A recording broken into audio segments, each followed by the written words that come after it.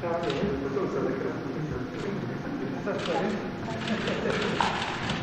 buenas tardes. Todos y todas, o todas y todos. Muy buenas tardes, son las 19 horas con 1 minuto de este jueves 21 de octubre ya me estoy adelantando, 21 de octubre de 2020. Hoy es jueves y estamos en el Palacio Nacional de México, en la Ciudad de México. Vamos a iniciar la conferencia de prensa diaria sobre COVID-19, la pandemia causada por el coronavirus SARS-CoV-2. Y hoy tenemos el informe técnico. Vamos a comentar básicamente lo que está ocurriendo con la epidemia. Vamos a comentar sobre un aviso epidemiológico a viajeros. Lo traíamos ayer, pero se nos traspapeló la diapositiva y ya no lo presentamos. El doctor Alomía explicará de qué se trata. Y algunos indicadores sobre la trayectoria de la epidemia en algunas entidades federativas, en especial las que hemos estado mencionando, que tienen cambios en la trayectoria, en la tendencia, que pasaron de estar disminuyendo los índices epidémicos, como ocurre en 20 entidades federativas. A lo largo de esta semana hemos comentado de 8 que ya no están en disminución, al contrario están en ascenso, y 4 más que están en una fase de meseta. Vamos a comentar sobre eso, viendo unos indicadores que monitoreamos nosotros periódicamente en el trabajo técnico, pero que no habíamos presentado públicamente, y los explicará el doctor Alomía. Y luego abrimos a preguntas y comentarios. Doctor, le pido si es tan amable de presentar. Con mucho gusto, señor subsecretario. Muy buenas tardes también a todas y a todos aquí en Palacio Nacional. Un saludo también a todas las personas que desde diferentes lugares observan a través de diferentes medios también esta conferencia vespertina, que de hecho para el día de hoy es la número 235, así como también el día de hoy es el número 145 de esta nueva normalidad caracterizada por el semáforo de riesgo COVID, que hasta el momento en la todavía mayoría de las entidades federativas ha permitido cumplir con el objetivo precisamente de regular y de llevar de una manera paulatina, tranquila, espaciada, regreso nuevamente a las actividades que tarde que temprano tienen que poder reactivarse, recordando siempre que el bienestar de una persona no es solamente la ausencia de enfermedad, sino también toda una serie de determinantes sociales que contribuyen al mismo, y entre ellos lógicamente destaca la posibilidad que cada una de ellas y que cada uno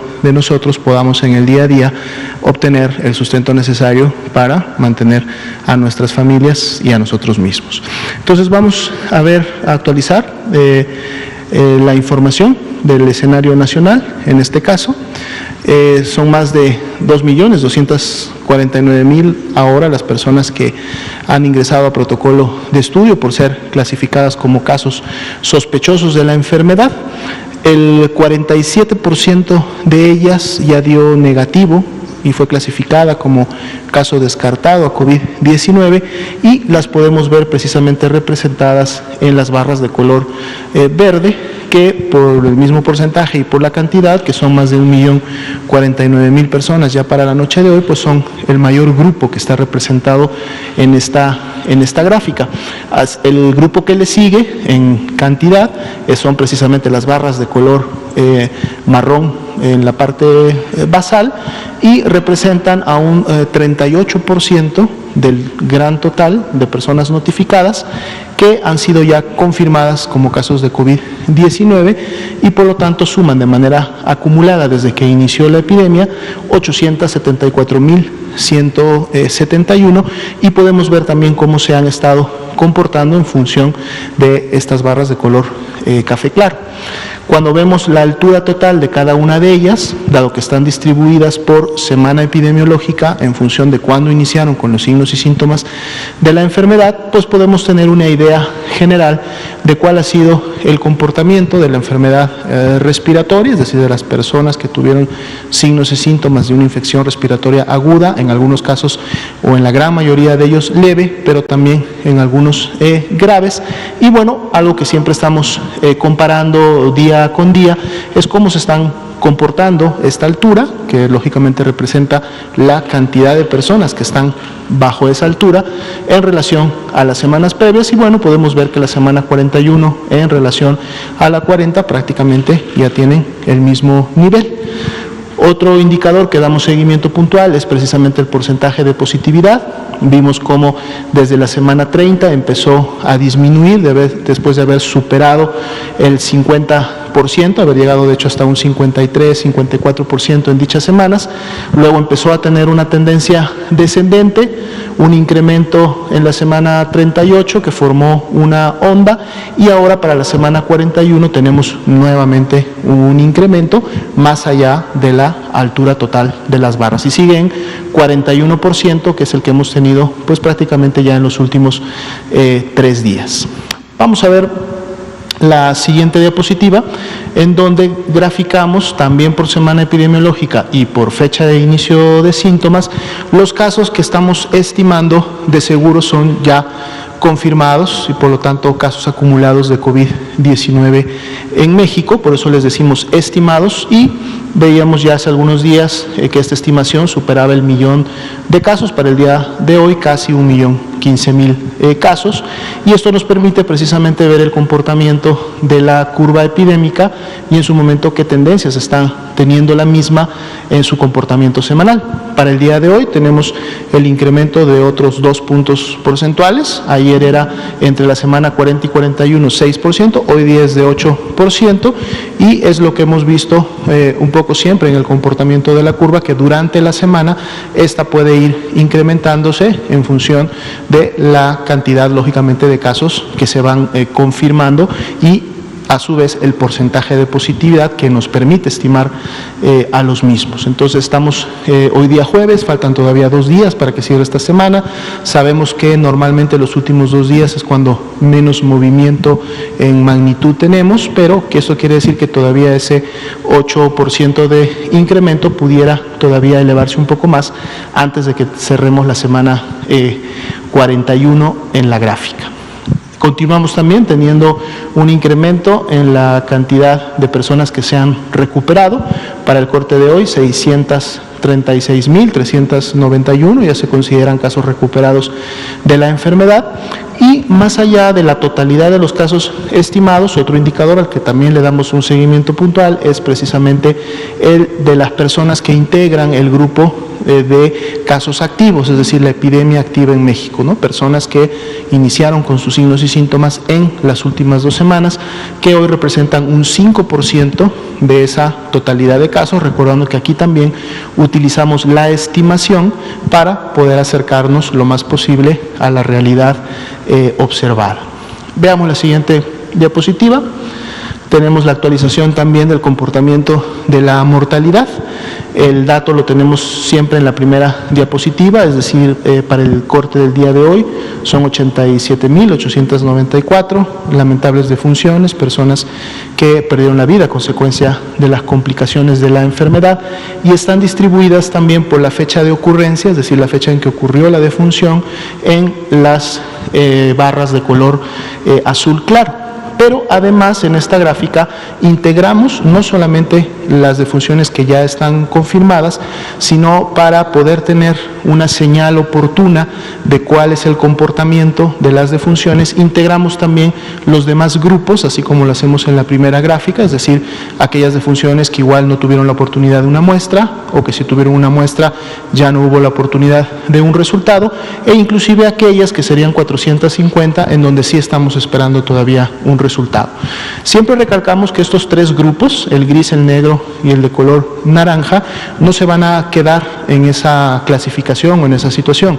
Tarde que temprano, y en la medida que cada una de las entidades federativas avance con los procesos de dictaminación de estos casos, finalmente todos estos 3 grupos tendrán o que pasar al grupo azul, es decir, serán dictaminados y por lo tanto confirmados como casos, como defunciones por COVID-19, o si producto de la dictaminación también podrán pasar lógicamente al grupo de descartados. Pero entonces, como hay una expectativa de que estas defunciones puedan convertirse en confirmadas, vemos en la línea de color naranja el comportamiento y la tendencia de la mortalidad a nivel nacional.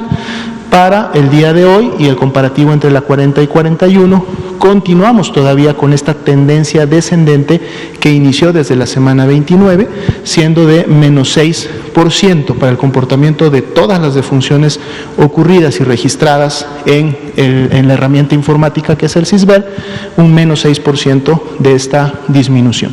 Y seguimos también comparando las defunciones ocurridas en la semana 41 en relación a las defunciones que ocurrieron en un momento determinado en mayor cantidad en una semana, que sigue siendo todavía la 28. Teníamos una disminución de 60%, el día de hoy es 59%, quiere decir que prácticamente todavía se mantiene esa gran diferencia y la clara tendencia descendente que aún no ha tenido alteraciones como lo veíamos sí en la tendencia de los casos. Vamos a ver la siguiente diapositiva. Tenemos ahora este modelo de ocupación hospitalaria que además nos permite observar también un poco la tendencia de cómo se han comportado estas hospitalizaciones. Está por día, cada uno de estos días representa el total de personas que están hospitalizadas en un momento determinado en una unidad de segundo o tercer nivel. La ocupación en media nacional para las camas generales continúa siendo de 31%, para las camas con ventilador 26%, y podemos ver que esa tendencia ascendente que inició prácticamente hace una semana ha mantenido su curso. Y esto lógicamente, dado que es un gráfico que día con día podemos observar, vamos a ver en función de las medidas de mitigación que se estén implementando, sobre todo en aquellas entidades que están teniendo incrementos en su transmisión y en sus curvas y aquellas que sobre todo están ya en una fase de rebrote, pues podamos en su momento ver como resultado de estas medidas, lógicamente una estabilización. Todavía no la vemos, todavía tenemos esa tendencia ascendente, que lógicamente en función del comportamiento previo y ocurrido en las semanas con mayor circulación a nivel nacional, todavía es un ascenso, digamos, menor, y vamos a ver cómo se comporta en las siguientes semanas. Menos 35% es precisamente esa disminución que tenemos a la fecha del corte en relación a la ocupación máxima que en algún momento se alcanzó. Veamos la siguiente diapositiva. Vamos a pasar a revisar de las 8 entidades que en su momento se han mencionado que empiezan a presentar una tendencia ascendente en la ocurrencia de sus casos. 6 de ellas precisamente tienen ya características de lo que en su momento pudiera considerarse como un rebrote, y esto precisamente lo vemos en función de la revisión de los diferentes indicadores. Los gráficos que vamos a ver a continuación fueron extraídos de las herramientas que se utilizan para precisamente realizar el monitoreo diario de cada una de las entidades y en algunos casos también de algunos municipios prioritarios, y que a través de su revisión precisamente nos permiten tener una señal oportuna de lo que puede estar ocurriendo en la entidad y lógicamente entrar en comunicación con ella para incrementar la magnitud de su respuesta o en su momento la implementación de las actividades. Explico rápidamente las gráficas, dado que las vamos a ver en las siguientes 5 entidades. Estaríamos empezando con Aguascalientes.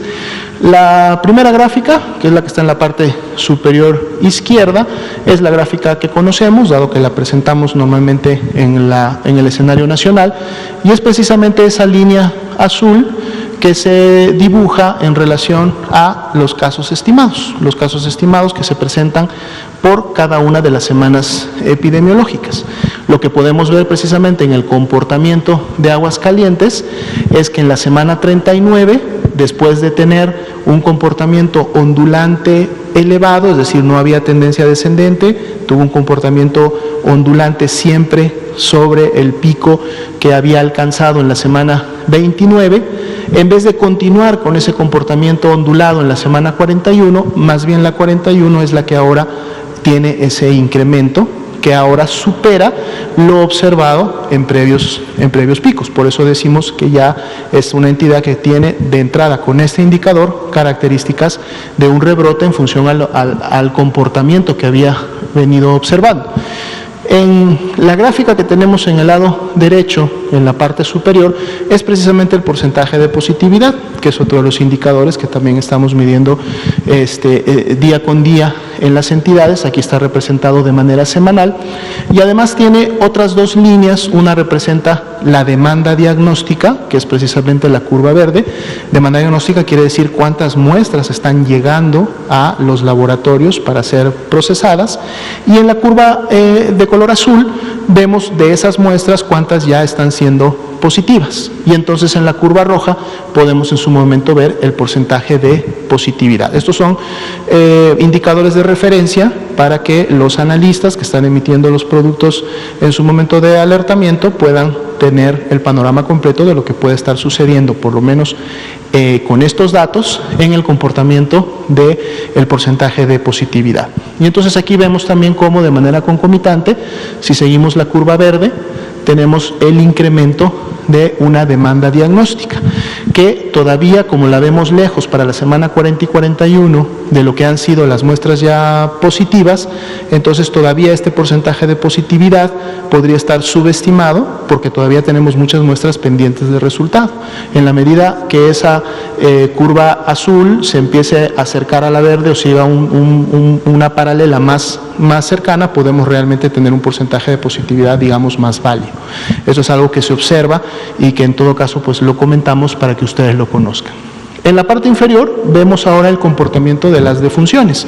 También lo veíamos en el escenario nacional, y aquí es prácticamente, esta curva es el total de las defunciones ocurridas y reportadas en el sistema.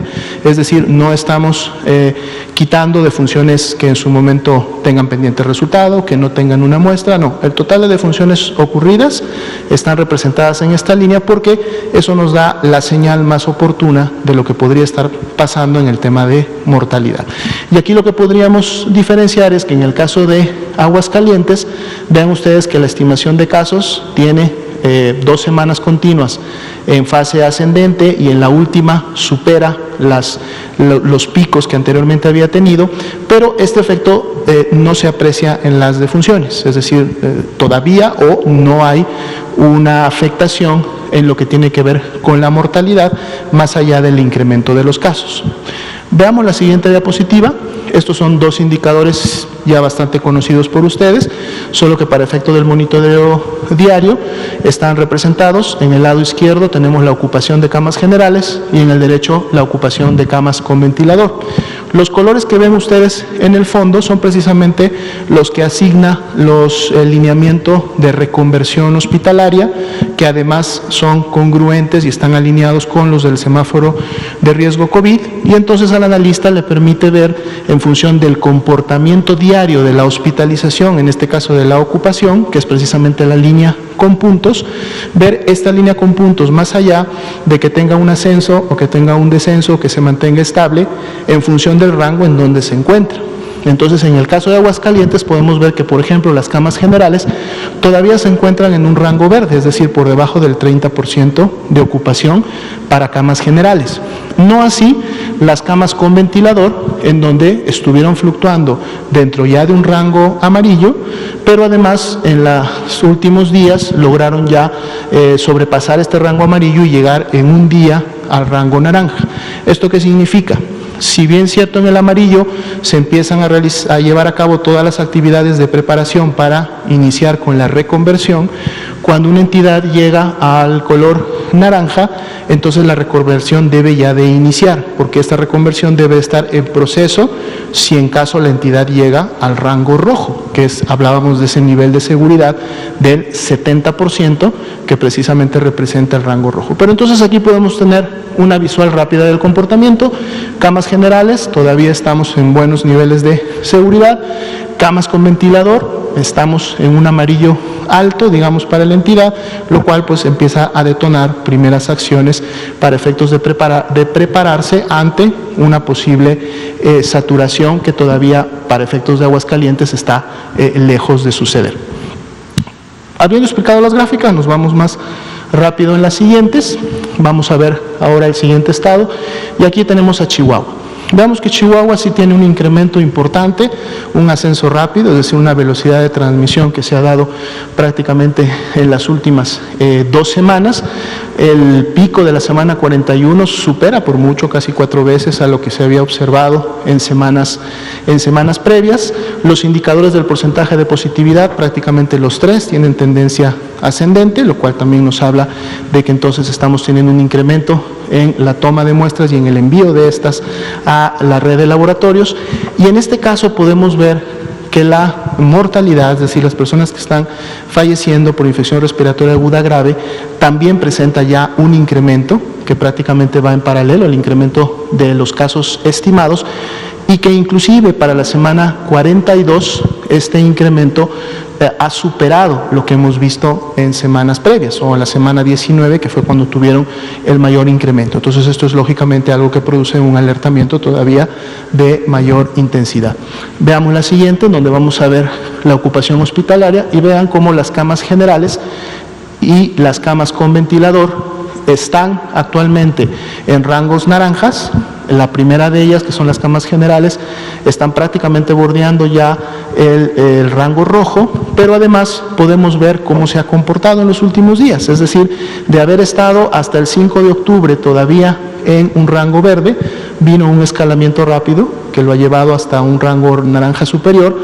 Lo mismo sucede a partir del 7 de octubre en el caso de las camas con ventilador. Entonces, en este caso tenemos prácticamente 5 indicadores que están confluyendo con información que nos dicen que la transmisión se ha incrementado de manera importante en Chihuahua, y que por lo tanto hay acciones inmediatas que se están tomando, y de seguro esperamos en algunos días o en una semana más podamos ver resultados de las mismas. Veamos el siguiente estado. Aquí tenemos a Durango. Durango también, un incremento importante de la semana 40 y 41, prácticamente duplicando, un 2.5 de lo que habíamos visto en semanas previas. Vean también cómo para la semana 40 y 41 se incrementan los indicadores del porcentaje de positividad. Felizmente, la mortalidad no ha seguido ese comportamiento, al igual que Aguascalientes, la mortalidad todavía se mantiene en descenso, es decir, no ha superado comportamientos anteriores. Y si vemos la siguiente diapositiva, los indicadores para la ocupación hospitalaria, tenemos a las camas generales en un rango naranja, que lo alcanzó prácticamente en los últimos 5 días, y en el caso de las camas de ventilador todavía estamos en un rango, digamos, amarillo, por debajo de lo que significaría detonar procesos de reconversión. Entonces aquí prácticamente es 2 indicadores los que tenemos al alza, los otros 3 están todavía en niveles, digamos, de seguridad. Veamos el siguiente estado. Nuevo León, un incremento también en la semana 41, sin embargo es un incremento que ha llegado prácticamente a ser similar al que tuvieron en su momento entre las semanas 28 y 29, más sin embargo pues una tendencia ascendente que se está dando ya desde la semana 37, esto para el indicador de casos estimados. Los indicadores de positividad, prácticamente el incremento se ha dado solo en las últimas 2 semanas observadas, 40 a la 41, felizmente la mortalidad no tiene un comportamiento en ascenso, la mortalidad todavía mantiene una tendencia descendente, y si vemos sus indicadores de hospitalización, vamos a ver el de camas, que sería la siguiente diapositiva. Vamos a ver las camas generales ya en un rango naranja, prácticamente en la última semana. Había estado, de hecho, yendo prácticamente en un borderline entre amarillo y naranja desde ya hace un buen tiempo. Y en el caso de las camas con ventilador, todavía en un nivel amarillo, que no requeriría necesariamente detonar acciones de reconversión, pero que si vemos la tendencia, esta se ha ido incrementando prácticamente en la última semana. Aquí lo importante es que la tendencia empiece a disminuir. Veamos el siguiente estado. Querétaro, también un incremento en el indicador de casos estimados, prácticamente ya a 0.8 de lo que veíamos en el pico de la semana 35, porcentajes de positividad con 2 semanas ya de incremento en este indicador también.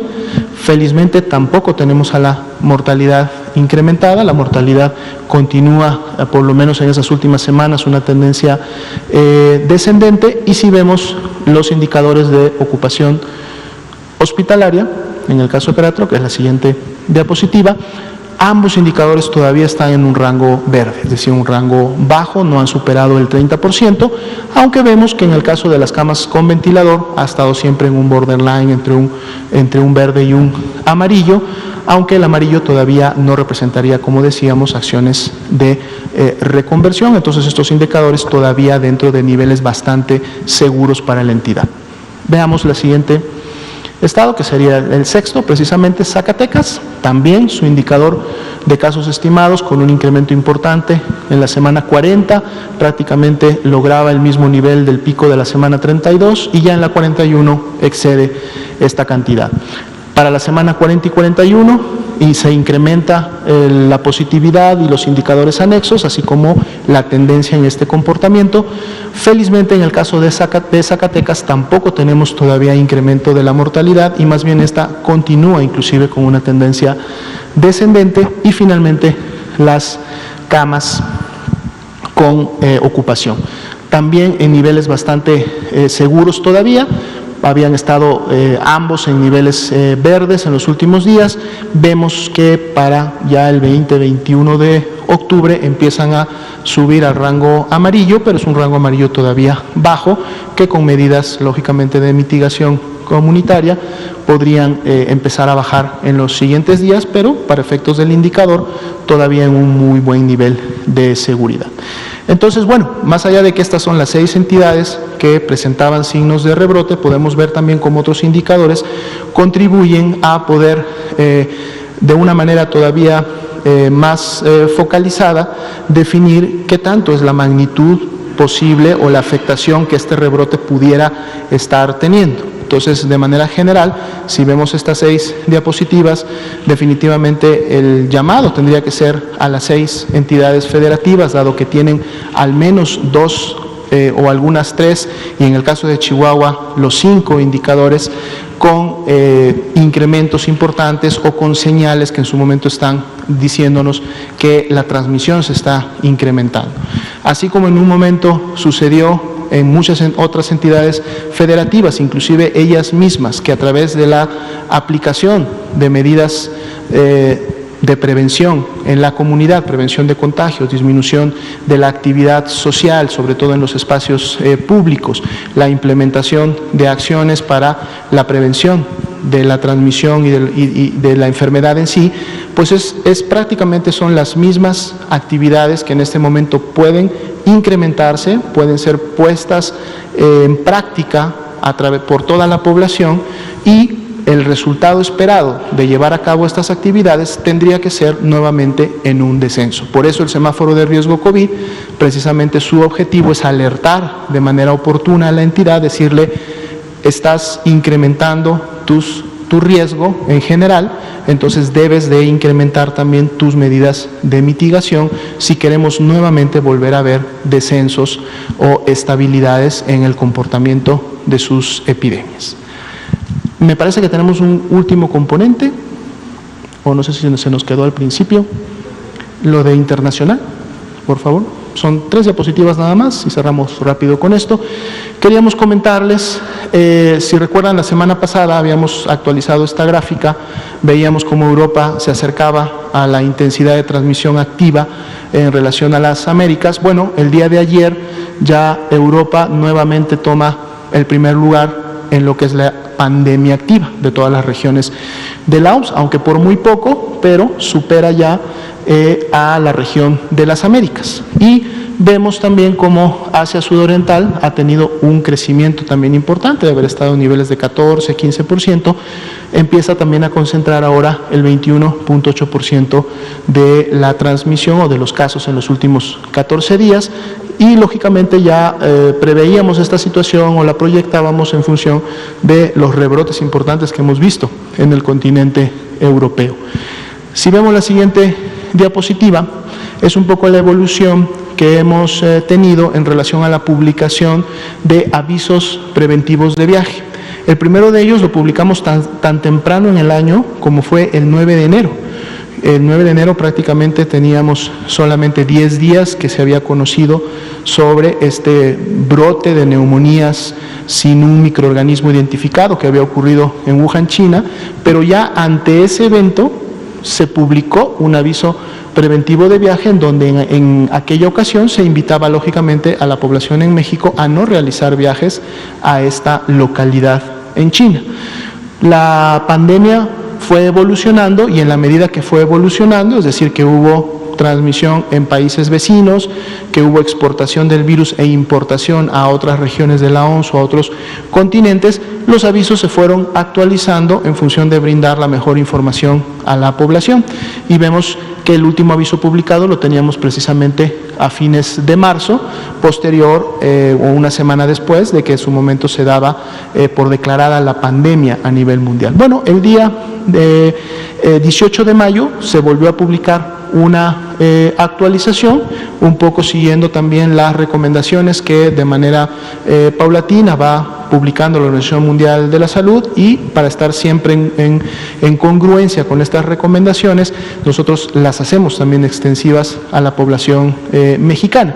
Y precisamente, si vemos en la siguiente diapositiva, el día de ayer publicamos la última actualización de este aviso, un poco enmarcada en esta situación que vemos, en donde en el día de ayer el continente europeo superó a la transmisión activa en el caso de las Américas. Por lo tanto, esto hay que hacerlo del conocimiento, y el aviso entonces integra, como su nombre lo dice, recomendaciones preventivas.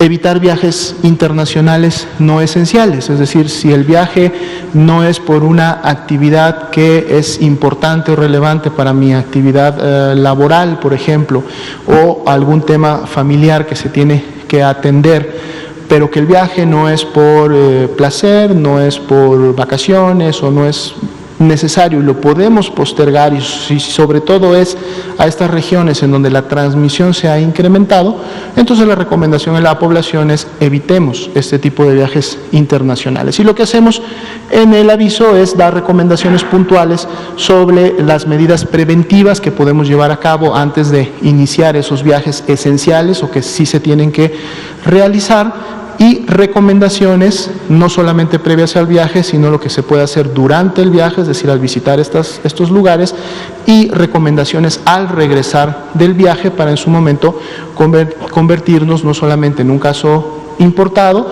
sino más bien también en un caso que podría en su momento, lógicamente, contagiar a familiares o personas cercanas. El aviso en su totalidad lo pueden encontrar en la página del Gobierno de México, está también difundido en diferentes medios, sobre todo en las dependencias que tienen que ver con los viajes internacionales, y ahí encontrarán ustedes todas las recomendaciones de manera más puntual. Sería la información para esta noche. Muchas gracias, doctora Lomía, por esta detallada información. Antes de entrar a las preguntas y respuestas, retomamos sobre el significado de esto, que lo venimos diciendo desde el viernes pasado al menos, y la advertencia que hemos hecho desde mayo ante la posibilidad de que al llegar a octubre tuviéramos un cambio en la trayectoria de la epidemia. No perder de vista que desde la tercera y cuarta semanas de julio llegamos al punto máximo de la intensidad epidémica, posteriormente primera semana de agosto y hasta la semana más reciente habíamos tenido un descenso de todos los indicadores: la ocurrencia de casos, el porcentaje de positividad, las hospitalizaciones, el porcentaje de casos que eran de la última quincena, la mortalidad, etcétera. Y apenas empezando la semana 43, que es en la que estamos viviendo en este momento. Por cierto, al iniciar la conferencia dije 21, estamos a 22, todo el mundo se dio cuenta menos yo, 22 de octubre, jueves 22 de octubre. Al iniciar esta semana, el domingo más reciente, empezamos a vivir en la semana 43, pero como hemos dicho una y otra vez, la información está hasta la semana 41. Pues bien, en esa semana 41 del año, que es hace 15 días, la primera semana de octubre precisamente, lo que tenemos es un cambio en la trayectoria, ya no solo en la magnitud, en la intensidad con la que va disminuyendo la epidemia, sino ahora un cambio en la curva epidémica. Y empezamos a ver este incremento. Empezamos con un cambio muy pequeño de -1, después tuvimos +3, +6 y en este momento +8 que se acaba de comentar. Y también en estas 8 entidades federativas, un cambio. Estas entidades federativas las hemos enunciado, las hemos presentado. Se trata de Chihuahua, Coahuila, Durango, Zacatecas, Nuevo León principalmente, y hemos presentado también Aguascalientes y Querétaro porque se presta ya a que tengan este cambio. Consecuencias de esto, muy importantes a tomar en cuenta: el riesgo de contagios COVID es más alto. Si usted vive en esas entidades federativas, tenga claridad que el riesgo de que usted tenga COVID es más alto y por lo tanto hay que retornar a medidas de control general semejantes a cuando se tenían etapas previas de la epidemia.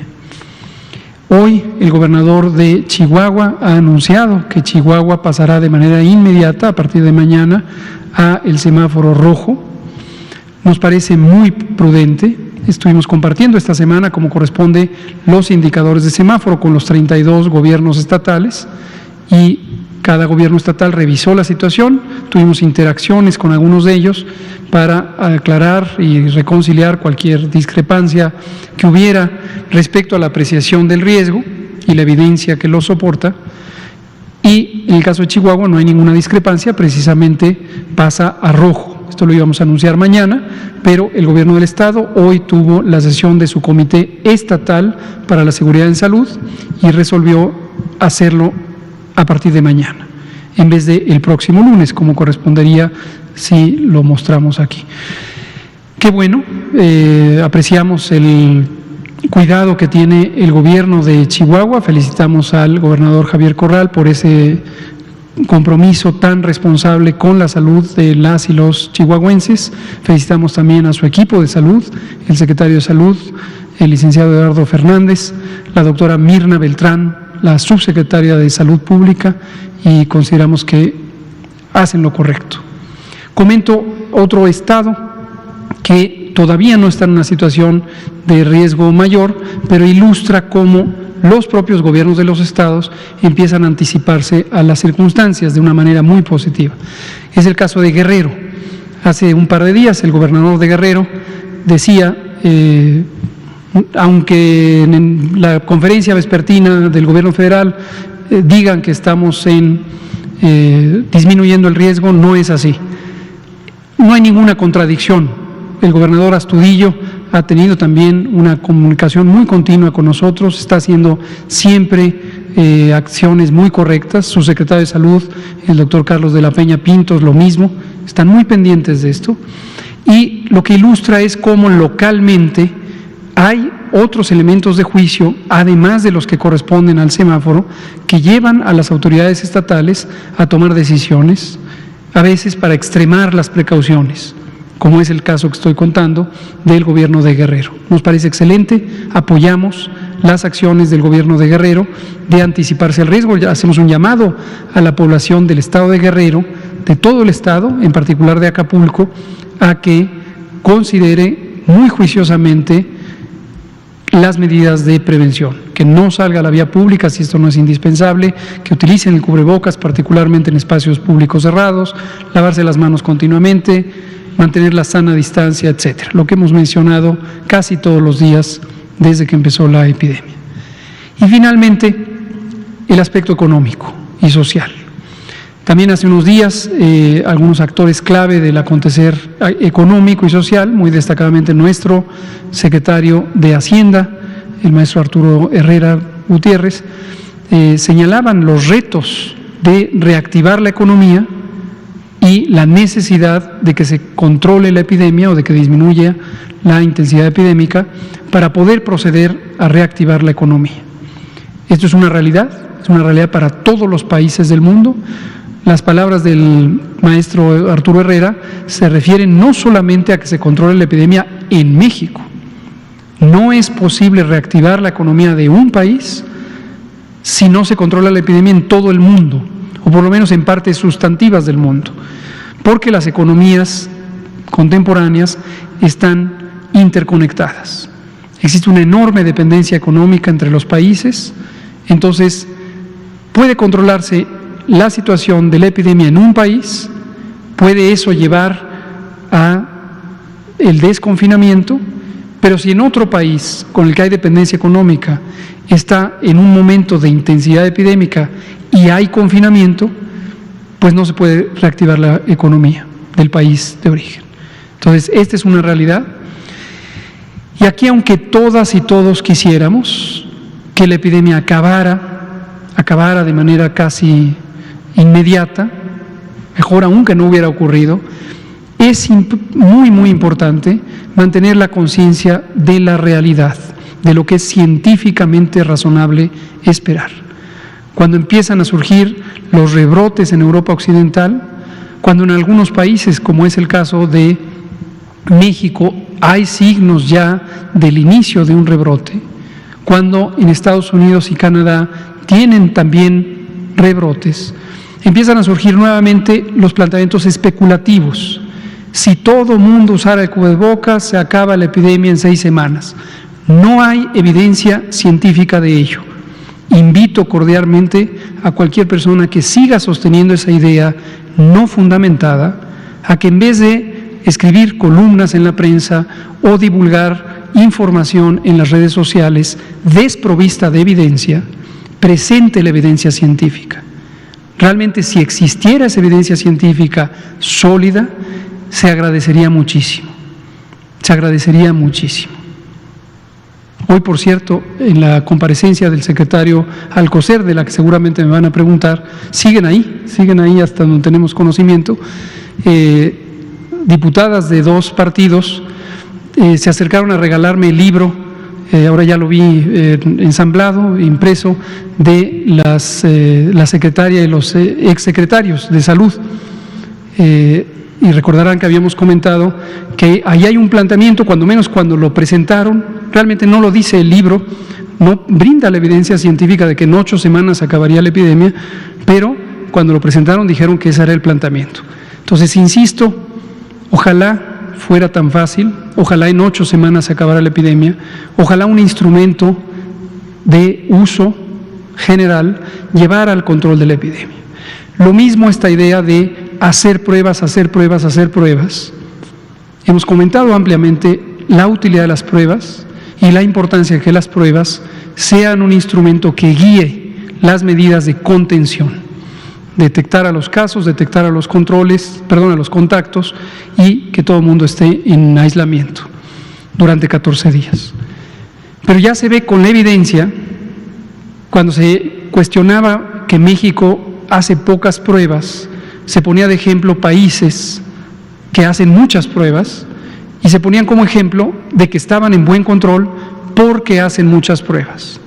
Hoy estamos en una fase de transición y muchos de esos países que hacen muchísimas pruebas están en un rebrote. Y México, que todavía sigue haciendo el mismo modelo de pruebas, más las acciones comunitarias que hemos comentado, todavía no tiene un rebrote. Entonces, si hoy comparáramos puntualmente esto, quizá en esa visión relativamente simplista diríamos: los países que hacen muchas pruebas tienen rebrotes, los países que hacen pocas, como México, no tienen rebrotes. Sería absurdo también llegar a esa conclusión. Llegará un momento en que México esté con alta transmisión, como lo hemos venido diciendo desde mayo, y veremos que no hay relación directa entre hacer pruebas y el control epidémico. La relación estriba en que se logren hacer integralmente las distintas medidas de prevención y control, pero aún así la epidemia no se va a acabar en 8 semanas. Entonces, retomo lo que dijimos desde febrero: preparémonos para una epidemia larga. Preparémonos. ¿Se acuerdan que hemos dicho esto desde febrero? Y seguiremos informando. Vamos a abrir a preguntas y respuestas. Aquí empezamos con Liliana Noble. No, habíamos dicho que con usted. Usted, Liliana Noble, y allá atrás con usted. Por favor. Estamos bailando aquí. Muchas gracias. Buenas noches. Mi nombre es María Luisa Estrada. Vengo del estado de Jalisco. Soy del canal independiente La Grillotina Política y corresponsal del canal en Texas, Luis el Republicano. Son dos preguntas. La primera es, en un principio cuando empezó la contingencia sanitaria y la situación del virus, empezó mucha desinformación respecto a las defunciones. No es un secreto y pido disculpas por anticipado, pero es necesario hacer este tipo de preguntas, que se empezaron a inventar muertos y se empezaron a inventar fallecimientos por COVID. La realidad de las cosas, ustedes tienen las cifras reales de los fallecidos por COVID. Esa sería la primera pregunta. Y la segunda pregunta, no es un secreto lo que está pasando en el estado de Jalisco. Demasiada desinformación en este sentido de los contagios, de los enfermos, de las ocupaciones hospitalarias. En este afán del gobernador, y me hago responsable de lo que estoy diciendo, Enrique Alfaro, de estar con este golpeteo político hacia el gobierno federal, nos está llevando a nosotros en medio como ciudadanos, porque han sido tantas mentiras y tanta desinformación que se ha manejado en el Estado, que al día de hoy la ciudadanía en Jalisco ya no cree que exista el COVID-19. Y la otra que también ha llevado a esta situación mi Estado, porque es la verdad, es que cada semana sale el gobernador Enrique Alfaro a amenazarnos con que va a activar su botón de pánico y va a detener la economía porque los contagios van en aumento y de repente pasa y constantemente está amenazando con activar el botón de pánico, porque cada semana nos dice el gobernador y su semáforo y sus científicos que Jalisco está en un estado pues grave. No es un secreto lo que yo estoy diciendo. Y yo sí le pediría de la manera más atenta que por favor nos dijera a la ciudadanía de Jalisco cuál es la realidad de lo que está pasando con los contagios, y que si por favor nos podría mencionar otra vez cuáles son los hospitales federales que están atendiendo los casos, porque no tenemos sistema de salud a nivel estatal. El gobernador en el último préstamo que hizo le recortó presupuesto a la salud. No hay sistema de salud. Muchísimas gracias. Mucho gusto.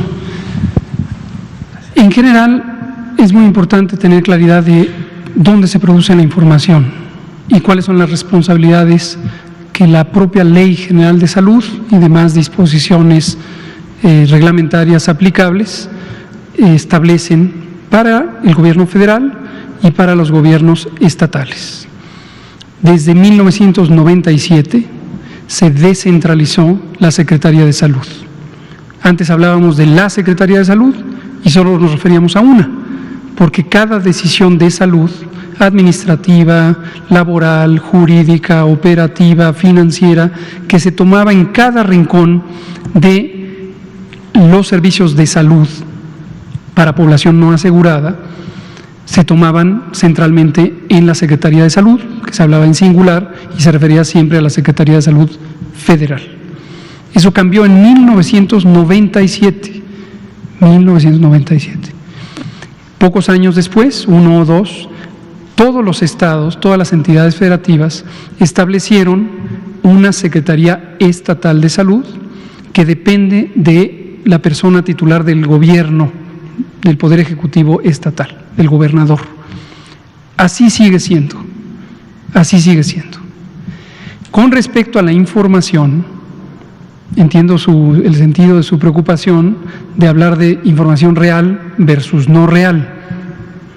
La información se integra de la siguiente manera: en cada hospital, en cada centro de salud, en cada hospital de especialidades, debe haber alguien, una persona, 2, 3, 5, una unidad técnica responsable de recopilar información sobre ciertos padecimientos que son, por ley, de acuerdo con el título 8 de la Ley General de Salud, de notificación obligatoria. También hay una norma oficial mexicana específica, la norma oficial mexicana 017 SSA 2, que establece puntualmente cuáles son estas enfermedades de notificación obligatoria. Y obligatoria quiere decir que cada establecimiento de salud tiene que hacerlo, no es opcional, tiene que hacerlo. Una enfermedad emergente nueva, como es la COVID-19, inmediatamente se convierte en de notificación obligatoria, porque representa una emergencia de salud pública. Entonces, en cada hospital, alguien recopila esa información y la toma de la manera en que se organice cada hospital, a través de la jefa de enfermeras, a través del jefe de residentes, a través del archivo clínico, etcétera. Esa información, la unidad clínica está obligada a informarla a la autoridad sanitaria estatal. Hay un paso intermedio administrativo, que son las jurisdicciones sanitarias. Antiguamente, cuando el mundo era de papel, no había computadoras, no había sistemas de información, se informaba por medio de papel, se compilaban unas hojas con cuentas de casos y eventos y defunciones, se iba a la jurisdicción sanitaria, se integraba, la jurisdicción sanitaria la mandaba a la oficina estatal de epidemiología y de ahí a la federación.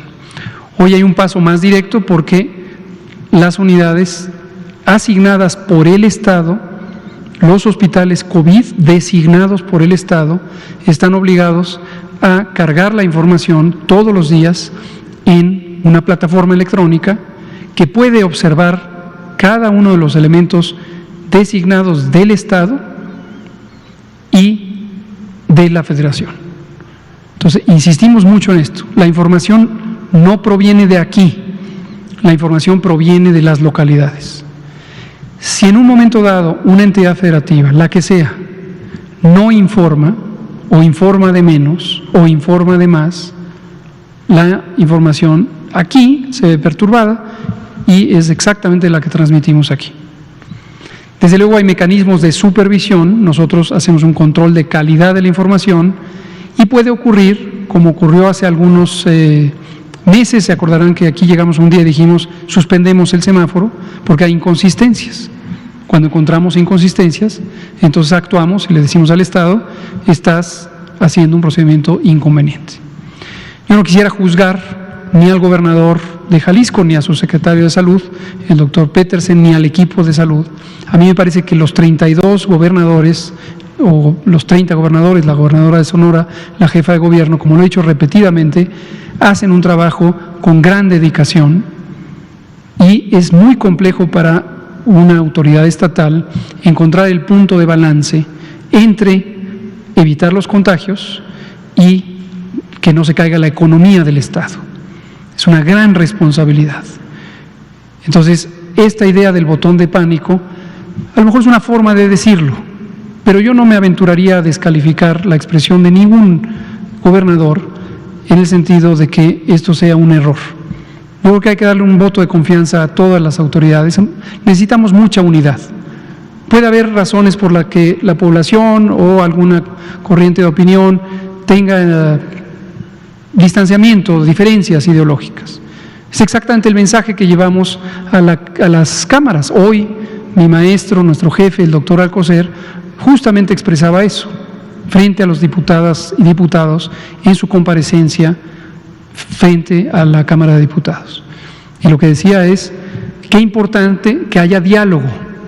Es muy lamentable que un titular de una dependencia como la Secretaría de Salud llegue ahí con la mejor voluntad, la convicción, los elementos de información que hemos preparado, junto con los titulares de el IMSS, el ISSSTE y el INSABI, y llegan con toda esta información, la información real, como usted le llama, la información verdadera, y que esta no sea escuchada. No estoy hablando de la mayoría, de diputados y diputados, de hecho característicamente la mayoría legislativa, tanto en el Senado como en la Cámara de Diputados, escuchan, interactúan, toman en cuenta la información, la analizan y lo puede uno ver por los cuestionamientos. Hacen preguntas puntuales que les permiten ampliar el panorama y tener una visión más integral. Hay diálogo, pero hay una minoría, no solamente legislativa, sino social, que se empeña en una misma idea y vuelve a recitar las mismas 20 cosas. Pruebas, pruebas, pruebas, no recomendaron el cubrebocas, ¿no? Y eso no ayuda. Entonces, de parte del Gobierno de México, independientemente de cuál sea el partido, la fuerza política que gobierne en un Estado, lo que decimos es unidad de propósito, unidad de acción. Yo no me consideraría ningún elemento que descalificara a ningún gobernador, en este momento menos. Puede haber diferencias respecto a cualquier otra cosa, pero en este momento y sobre la salud hay que dar un voto de confianza, es mi opinión. Muchas gracias. Liliana Noble, Pulso Saludable, y a ver si nos da tiempo de otra pregunta y nos iríamos con usted, por favor. Buenas noches, Liliana Noble, Pulso Saludable. Justamente le quería preguntar a la diputada Mayela Gómez de Movimiento Ciudadano. Vi que le entregó este documento y también ella voltea para la foto. Yo quisiera saber si este documento justamente es el de estos exsecretarios y nada más lo encuadernaron o contiene algún elemento adicional. Y mi segunda pregunta, doctor, hice como cuentas de todos los posibles productos de vacuna que llegara a comprar el gobierno federal de lo que ha publicado el canciller Marcelo Ebrard y me suman como 129 millones más o menos. ¿Esto significa que nos van a vacunar a todos los seres humanos en el planeta? Sí, digo, si están comprando para vacunarnos a todos los mexicanos, eso implicaría que todos los seres humanos tendremos que ser vacunados. ¿Más o menos va por ahí el asunto? Gracias. Muchas gracias. Héctor dice que no. Muchas gracias. Sobre lo primero, efectivamente, la diputada Mayela, de Movimiento Ciudadano, me regaló el libro. Una segunda diputada llegó del PAN, llegó posteriormente y me lo dio. Le dije, pues tráiganos una caja a la Secretaría de Salud y con gusto lo distribuimos. Pero me dijo, no, porque hay que venderlo. Entonces ya no me quedó claro si se vende o les interesa que se conozca. Pero bueno, el que me regaló no me cobró por él, aprecio por su gesto de generosidad, y es exactamente el libro que ya había salido en PDF, que comentamos el mismo día que salió y que aquí, precisamente ante sus preguntas, dije que leeríamos con mucho gusto. Lo leímos 48 horas después. Por cierto, el primer autor, o el que aparece en la lista al inicio, uno de los exsecretarios, que parece que está muy activo políticamente, fue candidato al gobierno de la Ciudad de México, pareciera estar en campaña, vaya, está muy empeñado en que se conozca el libro y que se conozca su actividad. No sé si es porque ya está en campaña o por alguna otra razón más de carácter personal. Pero, en fin, es el mismo libro, lo leímos con gran interés. No se sienta mal, ni siquiera este secretario en campaña, exsecretario en campaña, no se sienta despreciado, lo hemos dicho. Nadie es despreciado. Qué bueno que haya, como lo dije ese mismo día, gente que quiere contribuir. Lástima que sea tardío, lástima que se base en información incompleta o incompletamente comprendida. El doctor Alcocer, precisamente ahí ante la tribuna, lo abrió y leyó el título de uno de los capítulos que dice el desprecio al cubrebocas. Entonces, lo que supone ese capítulo es que hay un desprecio al cubrebocas, cuando nunca ha habido un desprecio al cubrebocas por parte del Gobierno de México, ¿no? En resumen, mi apreciación de este libro es: uno, qué bueno que hay un esfuerzo por contribuir; dos, como ya sabíamos, contiene 14 recomendaciones, es el extracto que está en 3 páginas rumbo al final del libro, 10 de las cuales son medidas generales que ya tenemos desde el inicio. Por ejemplo, hay una que sugiere crear un registro de personas con COVID. Lo que presentamos aquí todos los días proviene de un registro de personas con COVID. Se llama SISVER, Sistema de Vigilancia Epidemiológica de Enfermedad Respiratoria. Entonces, que en septiembre u octubre se nos recomiende crear un registro pues habla de una incomprensión sobre lo que está ocurriendo, ¿no? Por mencionar una de las intervenciones. El resto del libro, pues es una narrativa que pareciera muy semejante a lo que sale a veces en columnas de opinión. De hecho, citan, por ejemplo, a un intelectual mexicano, Héctor Aguilar Camín, y esas son las referencias bibliográficas de alguno de los capítulos. Nosotros un poco esperaríamos ver artículos científicos, técnicos, sobre la materia, ¿no? Respetamos la opinión, por supuesto, de cualquier intelectual que escriba y opine, ¿no? Pero bueno, eso es lo que ocurrió hoy con respecto al libro y con la Cámara, y agradecemos públicamente, gracias por el libro, ha sido leído y adelante, sigan. En los 2 ejemplares que tengo, pues los compartiré ahora con alguien. De la vacuna, y creo que ya no nos da tiempo de la última pregunta, mañana, no necesariamente todos los ciudadanos del mundo, todos los habitantes del mundo tienen que vacunarse. Y esto tiene que ver con un concepto importante en epidemiología de las enfermedades infecciosas que se llama inmunidad de rebaño.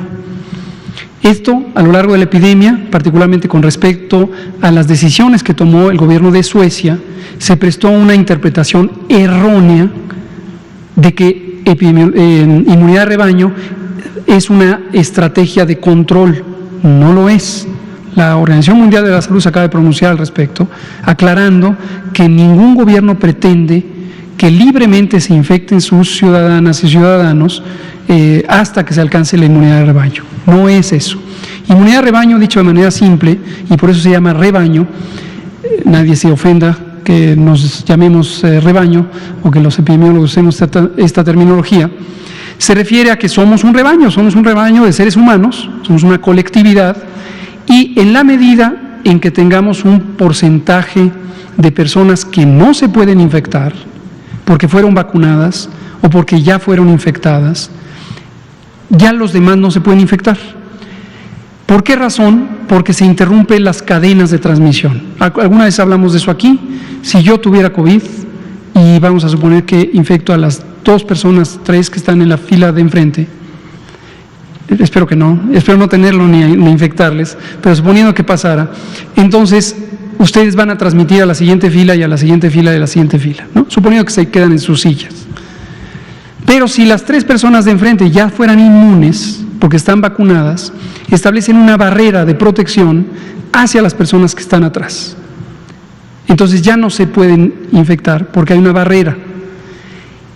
Y por lo tanto no se necesita vacunar al 100%, no necesitamos poblaciones 100% inmunes. Basta con llegar al porcentaje crítico, y eso depende de la transmisibilidad de cada enfermedad, para que sea incapaz el virus de encontrar a alguien a quien infectar durante el periodo infectante de las personas enfermas. ¿Cuál es ese umbral, ese límite? En el COVID es aproximadamente entre 65 y 75%, es lo que bastaría que fuera inmune de la población, de cada lugar, ¿no? Depende obviamente de qué tanto interactúan las personas. Entonces, esa sería lo que hay. Para enfermedades más infectantes, por ejemplo, sarampión es la enfermedad infecciosa más contagiosa de los seres humanos. Y ahí se requiere arriba del 98% de inmunidad. Pero otras enfermedades se requiere menos, 50, 70, 60. ¿No?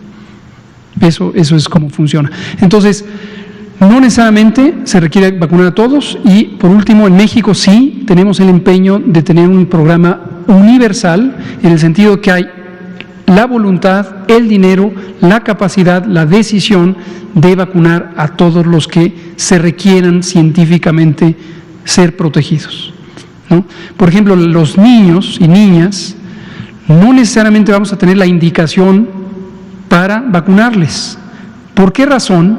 Porque los ensayos clínicos de vacunas, todos los que hay en este momento, ninguno está estudiando, por todo un tema de ética en la investigación, ninguno está incluyendo niños, personas menores de 18 años.